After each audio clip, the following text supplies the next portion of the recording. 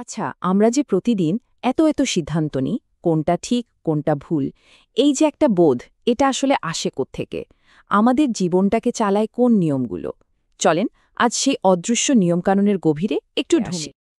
দেখুন, প্রত্যেকটা সমাজই কিন্তু তার সদস্যদের জন্য কিছু না কিছু নিয়ম বেঁধে দেয়। অনেকটা অদৃশ্য একটা ফ্রেমের মতো, যেটা আমাদের আচার আচরণকে একটা শেপ দেয়। এই নিয়মগুলো কিন্তু অনেক জায়গা থেকে আসতে পারে।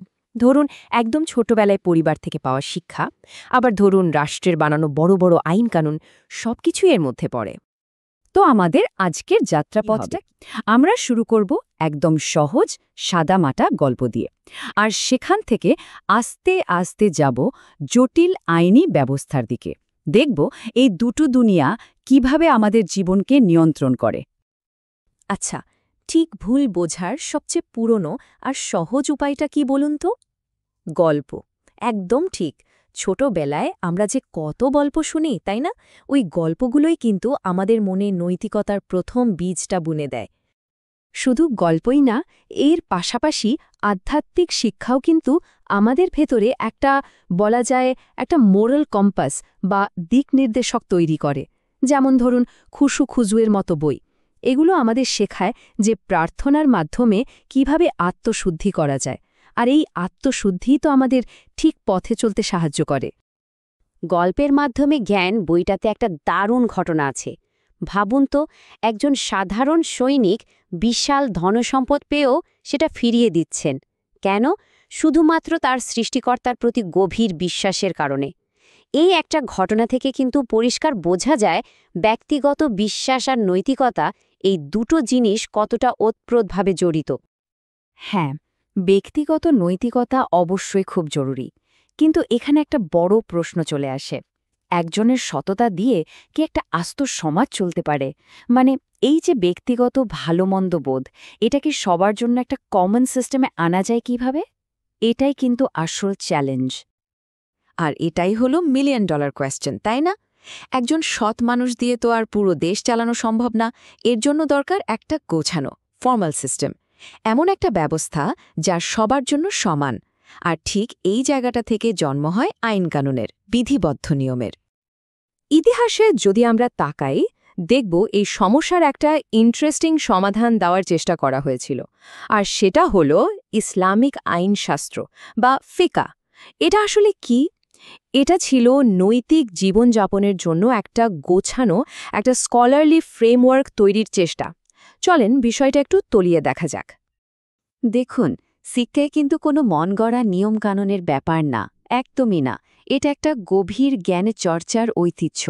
এর মূল কাজটা হলো ঐশ্বরিক যে নির্দেশনাগুলো আছে, সেগুলোকে মানুষের দৈনন্দিন জীবনের বাস্তবতায় ব্যাখ্যা করা।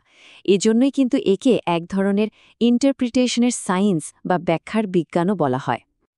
উসুলুল ইফতা ও আদাবুহ বইটা পড়লে বোঝা যায় এই বিধান তৈরির প্রক্রিয়াটা কতটা সতর্ক।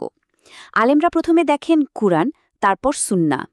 ধরুন সেখানে সরাসরি কোনো সমাধান পাওয়া গেল না, তখন তখন তারা দেখেন আগের বড় বড় আলেমরা এ বিষয়ে একমত হয়েছেন কিনা। আর সবশেষে পুরনো কোনো বিধানের সাথে মিলিয়ে যুক্তির মাধ্যমে নতুন সমস্যার সমাধান করেন। মানে, পুরো ব্যাপারটা কিন্তু খুবই গোছানো আর সিস্টেম্যাটিক। আচ্ছা, এতক্ষণ তো আমরা একটা দিক দেখলাম। এবার চলুন একদম ভিন্ন একটা জগতে যাই, এমন একটা নিয়মকানুনের দুনিয়ায় যেটা হলো আধুনিক, ধর্মনিরপেক্ষ রাষ্ট্রীয় আইন। মানে, যে আইনগুলো আমাদের প্রতিদিনের জীবনকে সরাসরি নিয়ন্ত্রণ করে। এখানে পাশাপাশি দুটো ছবি দেখতে পাচ্ছি, তাই না? দুটো যেন দুটো আলাদা দুনিয়া। একদিকে দেখুন প্রাচীন ধর্মীয় জ্ঞানের ওপর ভিত্তি করে গড়ে ওঠার নিয়ম, আর ঠিক তার পাশেই আছে একটা আধুনিক রাষ্ট্রের আমলাতন্ত্র থেকে তৈরি হওয়া আইন। দুটোর উৎস, লক্ষ্য, প্রয়োগ সবকিছুই কিন্তু একেবারে আলাদা। যেমন ধরুন বাংলাদেশের অর্পিত সম্পত্তি প্রত্যর্পণ আইনের কথা। এই আইনটা কিন্তু হঠাৎ করে আসেনি। একটা নির্দিষ্ট ঐতিহাসিক সমস্যাকে সমাধান করার জন্যই এটা তৈরি করা হয়েছিল। আর সময়ের সাথে সাথে প্রয়োজনে তাগিদে এটার পরিবর্তনও হয়েছে, সংশোধনও হয়েছে। এখান থেকে একটা জিনিস পরিষ্কার, রাষ্ট্রীয় আইন কিন্তু পাথরে খোদাই করা কিছু না, এটা পরিস্থিতির সাথে সাথে বদলায়। তো এই দুটো ব্যবস্থার মধ্যে মূল পার্থক্যটা কোথায়? ব্যাপারটা বেশ সহজ। দেখুন, ধর্মীয় আইনশাস্ত্রের উৎস হল ঐশী গ্রন্থ, আর এর লক্ষ্য হল মানুষের আত্মিক বা আধ্যাত্মিক উন্নয়ন। অন্যদিকে রাষ্ট্রীয় আইনের উৎস কি? সংসদ বা আইনসভা, আর এর মূল লক্ষ্য হল সমাজে শৃঙ্খলা বজায় রাখা। সোজা কথায়, একটা চলে বিশ্বাস আর পাণ্ডিত্যের উপর, আরেকটা চলে রাষ্ট্রের প্রয়োগ ক্ষমতার উপর।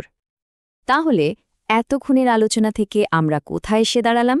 আমরা দেখলাম যে আমাদের জীবনটাকে কিন্তু একটা দুটা নয়, বরং অনেক ধরনের নিয়মকানুন মিলেমিশে চালায়। চলুন সবগুলোকে এক জায়গায় করে দেখি। একদিকে আছে সেই ছোটবেলার নৈতিক গল্পগুলো, যেগুলো আমাদের চরিত্র গড়ে তোলে। তারপর আছে আধ্যাত্মিক বিশ্বাস, যা আমাদের বিবেককে ঠিক পথে রাখে। আবার দেখুন, বিভিন্ন সম্প্রদায়কে পথ দেখানোর জন্য আছে ধর্মীয় আইন, আর সবশেষে পুরো একটা দেশকে চালানোর জন্য আছে ধর্মনিরপেক্ষ রাষ্ট্রীয় আইন। এই সব কিছু মিলেই কিন্তু আমাদের জীবনের নিয়মকানুনের জগৎটা তৈরি। আর সবচেয়ে ইন্টারেস্টিং ব্যাপার কি জানেন? এই সিস্টেমগুলো কিন্তু আলাদা আলাদা দ্বীপে বাস করে না, এগুলো একসাথে কাজ করে। কখনো কখনো হয়তো একে অপরের ওপর প্রভাবও ফেলে। আমাদের জীবনটা আসলে এই নানা রকম নিয়মকানুনের একটা জটিল বুনন। আর প্রত্যেকটা সিস্টেমই ওই একটাই মৌলিক প্রশ্নের উত্তর খোঁজার চেষ্টা করে, সঠিক কাজ কোনটা। তবে তাদের উত্তরগুলো হয়তো ভিন্ন। তাহলে সবশেষে প্রশ্নটা কিন্তু আমাদের সবার জন্যই, আমাদের জীবনকে আসলে কোন নিয়মগুলো সবচেয়ে বেশি পথ দেখায়? ছোটবেলার সেই গল্পগুলো, নাকি আমাদের গভীর কোনো বিশ্বাস, অথবা দিন শেষে রাষ্ট্রের বেঁধে দেওয়া আইন কানুন? এটা এমন একটা প্রশ্ন যা নিয়ে আমাদের সবাইকে একটু ভাবতে হয়, তাই না?